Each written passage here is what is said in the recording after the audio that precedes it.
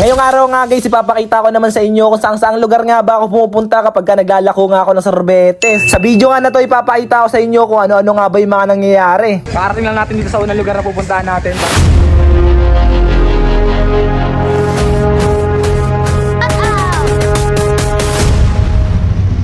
Pero bago nga ang lahat guys, bumiyahe nga pala muna kami ni Mama rito sa lugar kung saan nga siya naglalako ng sorbetes.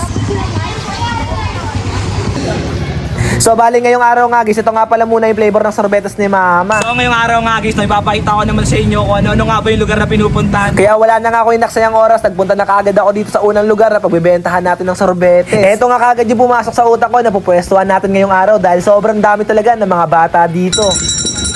At sa mga oras ka na to pa isa-isa na rin lumalabas yung mga estudyante. Kaya wala nga ako ibang ginawa dito, pinagpatuloy ko lang yung pagbibel hanggang sa nagkaroon na nga rin tayo ng Buena Mano. So guys, Buena Mano si Ma'am dito sa school. Bale si ate nga pala guys yung unang customer at unang naging Buena Mano dito sa school. Tigbi 20 pesos nga guys yung binili sa akin dito ni ate na sorbetes. Sobrang gandang senyales nga nito sa paglalako natin ng sorbetes dahil halos kakarating lang natin pero nagkaroon tayo kagad dito ng Buena Mano. After nga nito, naghintay nga lang ako dito ng mga ilang minuto. Pagkatapos, eto na nga yung mga sumunod na nangyari.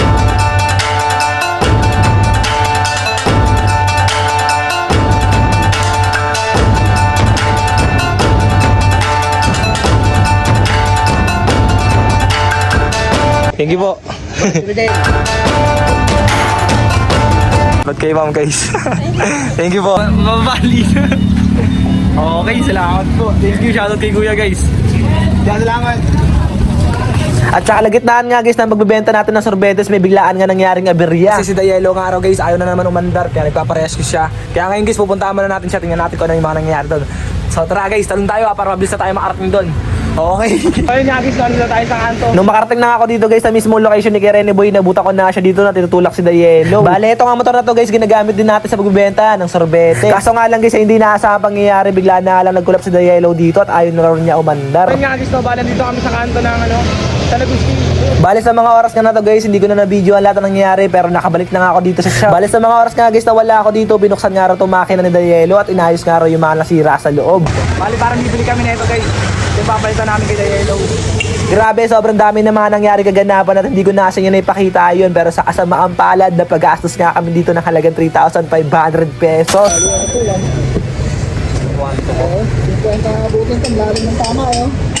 At pagkatapos ko nga guys makapagbayad dito nga sa pinuntahan namin, inaya ko na rin pala muna si Rene Boy na kumain. Dahil sa mga oras ka na to, alas 2 ng hapon at hindi pa nga rin kami nakakapagtanghalian.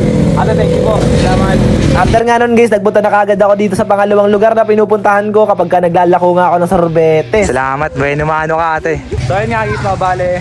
Kakarating lang natin dito sa unang lugar na pupuntahan natin para maglako ng sorbetes. Kasi kanina nga nasiraan sa Dayelo, pinayos pa natin siya. Eto ma'am. Ito po 10 lang po. Pagkapasok ko nga dito guys sa lugar ng Tawid Sapados, grabe sobrang dami nga natin naging customer dito. Dahil pagkapwesto ko pa nga lang dito, sunod-sunod na nga yung mga bumili sa atin ng sorbetes.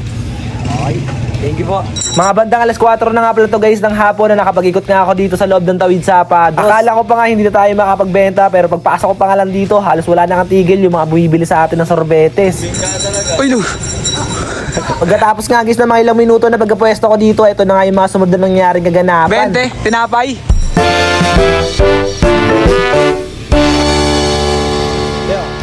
Wala akong bansin, hindi ako nakabili. Dun sa taas ng may chapel. Thank you ate, salamat. Isa rin natin.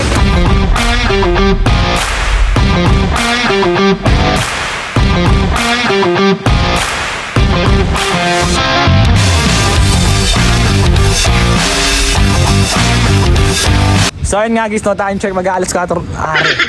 Aray ko. So yun nga guys, no time check, mag-aalas 4 na ng hapon. Then ngayon bibilangin natin guys yung binenta ko. Kanina hindi na rin ako nagtagal sa Tawid Sapa dahil gusto ko sana maikot pa natin yung ibang lugar. Bago nga pala tayo guys magbunta sa panibagong lugar na pupuntahan natin para makapaglako ng sorbete, eto nga bibilangin ko muna yung binenta natin sa buong maghapon.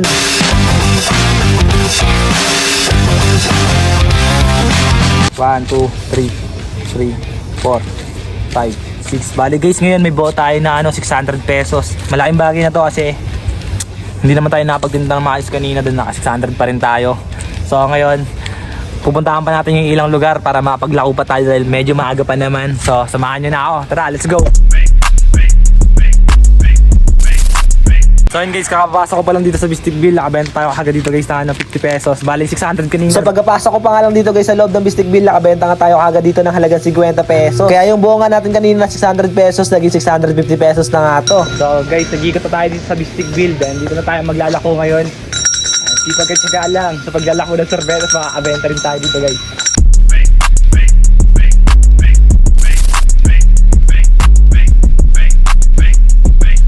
Thank you. Shout out! At maya nga lang guys, sa paglipas ng ilang minuto, yung ginagamit nga natin na pang video, na 0% na nga rin siya guys, kaya after nga nito, hindi na rin ako nakapag-video. Pero after nga rin nito guys, nakauwi naman ako ng save sa bahay, kaya hanggang dito na nga lang pala muna tong video natin ngayong araw. Guys, maraming salamat dahil sinamahan nyo nga ulit ako hanggang dito. I love you all. Lolo ko ng cellphone natin.